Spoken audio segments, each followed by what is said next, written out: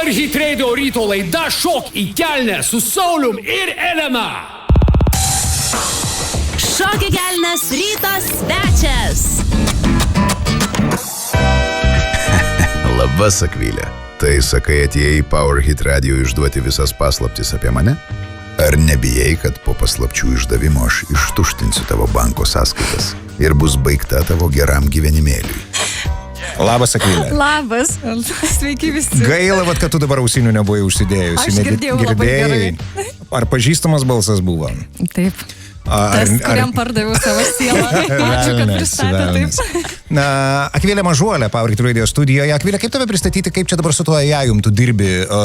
Dirba su AI-um. Arba žinot, iš tikrųjų viską pasako, pardavusi sielą AI, dirbtiniam intelektui. Na taip. Galite pristatyti dar kaip marketingo specialistą ir dirbtinio intelekto pardavusi sielą. Tinka tau šitas, patiko. Akvilė, aš matau, kad kaip tik konferencija vyks artimiausių metų, seminaras, ar ne? Papasakok truputėlį apie tai ir tada varom iš karto prie tų daugybės klausimų apie dirbtinį intelektą, kurie čia kiekvieną dieną kyla mums eiliniams vartotojams. Taip, tai galiu pradėti ir nuo to, jog šiandien dar vyks nemokamas seminaras, kur vėsiu vakare, tai galės žmonės iš karto pamatyti, ką naudoja, ką nenaudoja ir atšaukti savo subscriptionus mokamus, kad nereikėtų parduoti savo sielas dirbtiniui intelektui, tai susitiksime tikrai šiandien.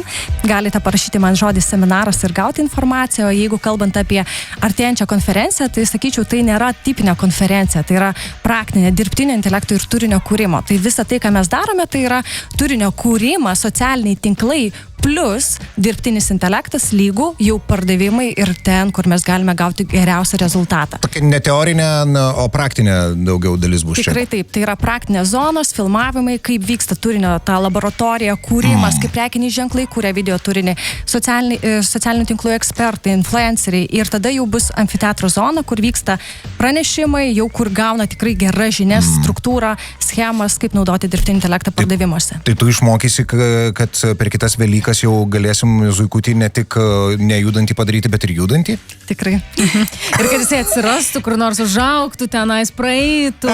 Aš truputėlį ironizuoju, žinai, kam mes naudojam tą ramą ir dėl ko jisai brangsta, ar ne? Iš tikrųjų, plačioji masė žmonių tai tikrai kaip žaislą naudoja, ar ne? Absoliučiai, žinokit, ir dar ir moka.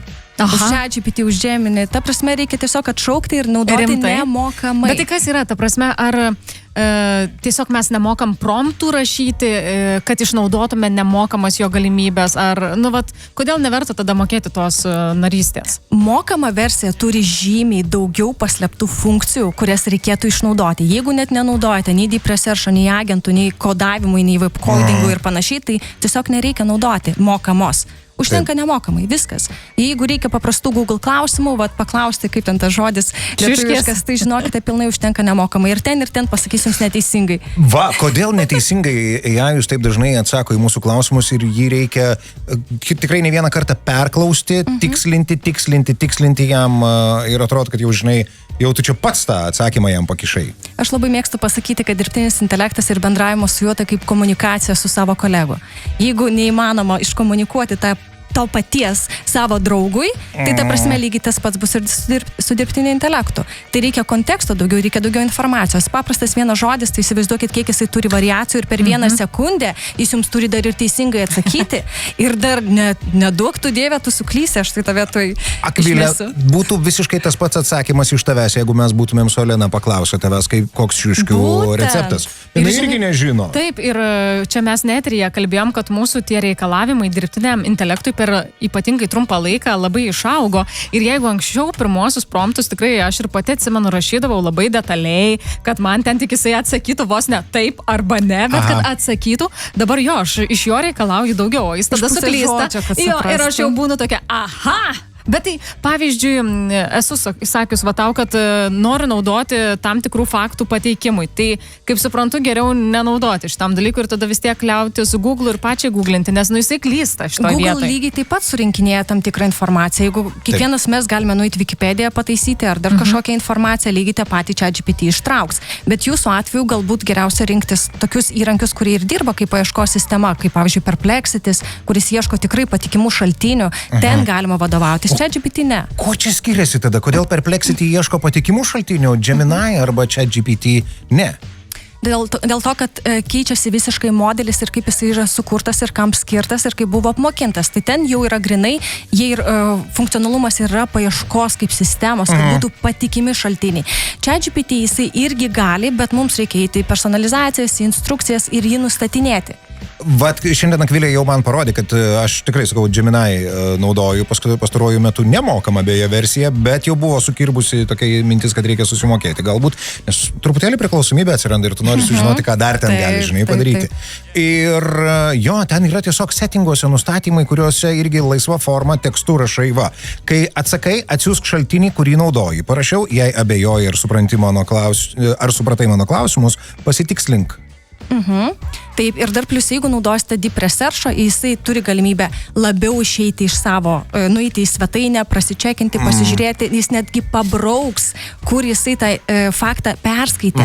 Jeigu mes kalbame apie paprastą ChatGPT pokalbį ir paklausime, tai kiek jisai turi galimybę, jis net negali nueiti į kokį infoleksą, nes, pavyzdžiui, jisai yra mokamas, ne? Teisinis. Tai įsivaizduokite, mes jo reikalaujam, kad jisai surinktų mums įstatymus, kurie šiandien pasikeitė, kažkokie pakeitimai atsitiko ar dar kažkas. Tai kaip mes galim reikalauti iš jo to, ko jisai net neturi galimybės, nes mums reikia subscriptioną sumokėti, kad gauti tą atsakymą. Tai yra du skirtingi dalykai. Aš labai noriu tavęs paklausti apie pačių įvairiausių asmeninių duomenų, tyrimų, šiaip kokių nors finansinių, buhalterinių, visų popierių kelimą į tokias svetainės, į ChatGPT, į Gemini'ų.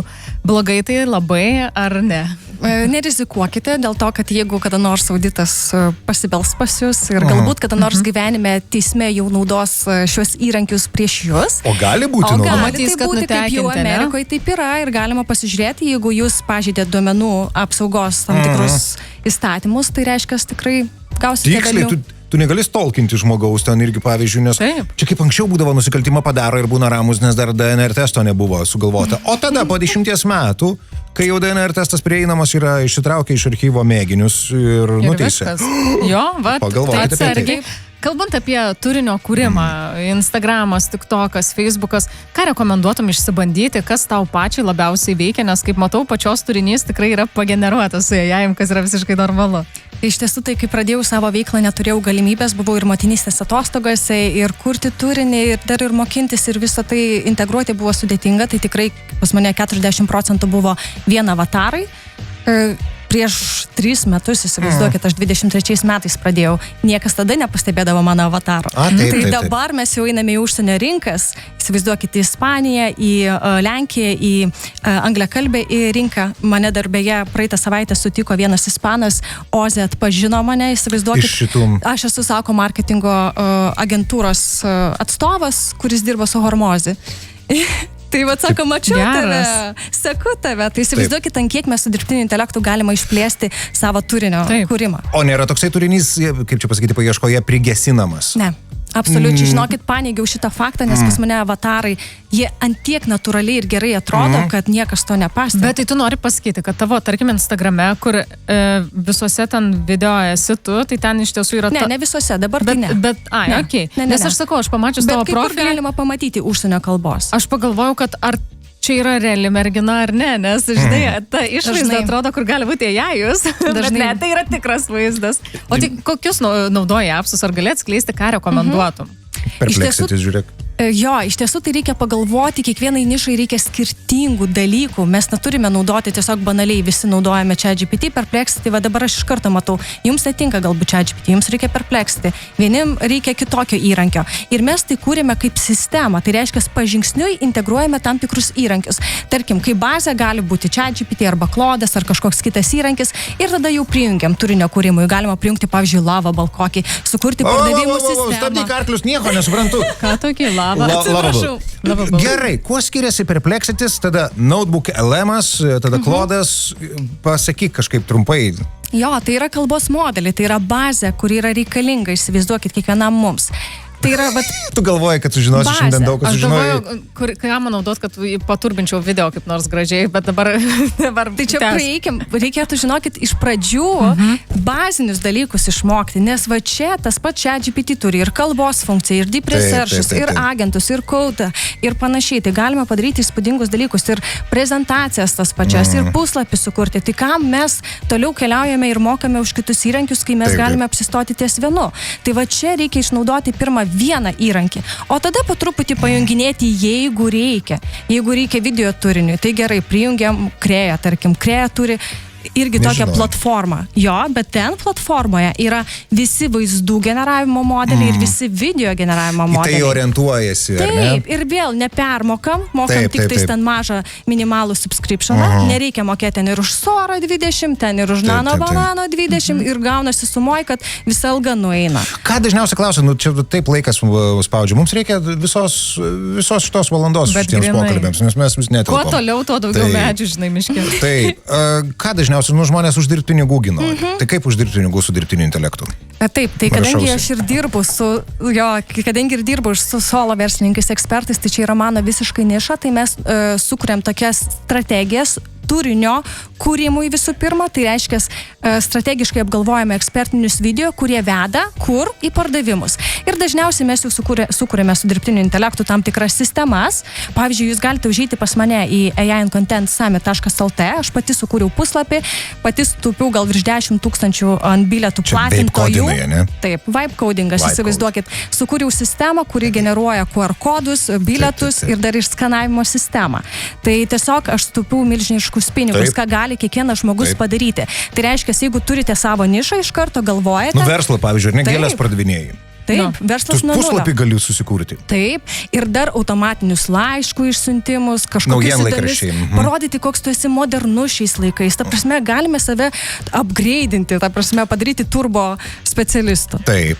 Ir svarbiausia sutaupyti iš tikrųjų nemažai pinigų. O kaip tu tos 400 000 uždirbai, Elena? Ar ne savo, ar ten klientui uždirbai, kam čia uždirbo tos pinigus? Čia svarbiausia, žinai, kasos aparatas stovi jau pas mus. Kačing. Prieš metus iš tiesų, žinokit, turėjau tik 9 000 sekėjų, dar ir motinystės išmoką tik tais gaudavau, bet tai mane sutrukdė, žinokite, padaryti tam tikrų didelių pardavimų. Tai įsivaizduokit, buvau viena komandoje ir sugebėjau padaryti pardavimus ir į savo mokymus ir visur, nesvarbu, kad tai yra dirbtinis intelektas, kai kurie sako, kad dėl jo tikriausiai buvo tokie pardavimai, bet iš tiesų kiekvienoje nišoje, jeigu apgalvosime sistemą, kuri automatizuota 24 valandas per parą, mes galime sukurti tikrai įspūdingus dalykus. Tai prieš metus pirmą kartą per 3 savaitės man pavyko 100 000 uždirbti, o per visus metus jau 440. Domina. Justinas ir rašo, ar treidinimui jau įmanoma naudoti.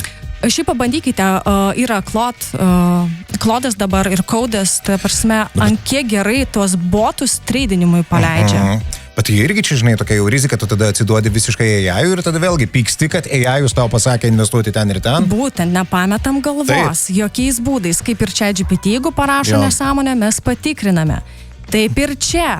Agentus mes privalėsime tikrinti ir žiūrėti. Akvilė, kaip skaitai portalą, turi irgi kritinį mąstymą įjungti, taip naudodamas AI, irgi kritinio mąstymo negalėsi niekada išjungti. Pabaigai, nes tikrai jau laikas spaudžia ir apie konferenciją dar papasakosiu greituoju būdu, bet kokia futurologų vizija su AI yra? Kas bus ateityje? Čipus jau minėjai galvoje. Jo, jeigu norite jūs čipų, nes matau, kad norite... Aš tai imčiau. Imtų Saulius tikrai. Aš tai imčiau čipą.